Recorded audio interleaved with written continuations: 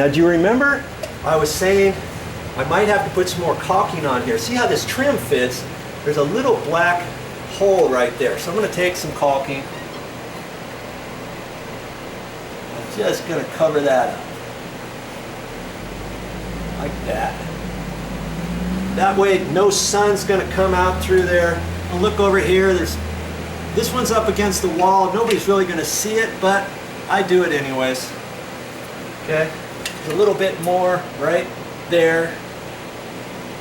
Okay, that's all. That's all I'm going to do. It's looking good. Sometimes there's dust on this bottom rail from shipping. You can look at that. Just do a once over. Kind of take a look at it, make sure everything's right, and everything looks good. Man, you did it. Last but not least, there's one more thing you need to do with your air conditioner, if you can reach it. I take the shipping screws and put them back in at the back, and if you do this, you just have to remember that before you take this out of the housing next time, your insert, you have to remember this. Now, granted, if these were up high on the second floor and if I couldn't get to them, of course I couldn't do it. But it's just one last touch I like to do.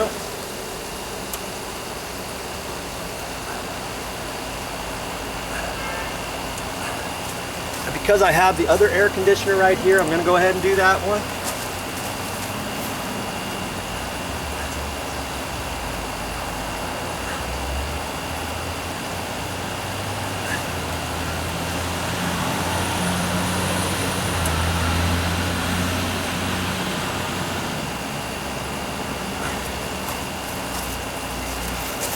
Okay, this is the unit.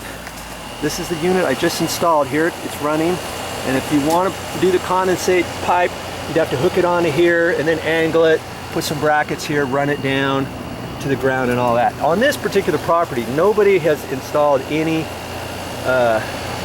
condensate pipes on the bottom, and then you'd have to check with your AO and find out, your homeowners association, find out if it's allowable.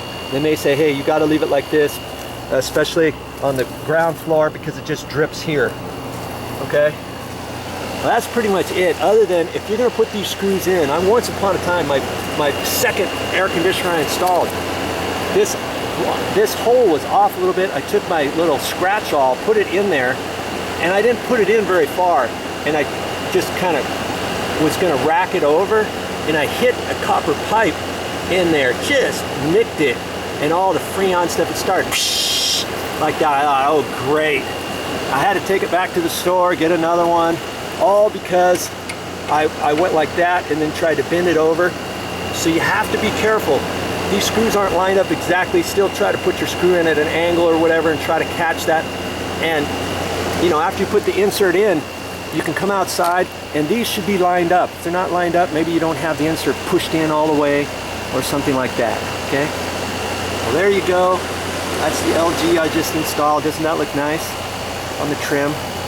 Now, if you got exterior trim like this, you might want to come out here after you install your new housing in case this trim, let's say the trim was hitting kind of tight and it wasn't up there perfectly square, and you pushed it in as hard as you could, and maybe that folded the top trim up out of the way. Maybe it folded the side or the bottom or anything like this.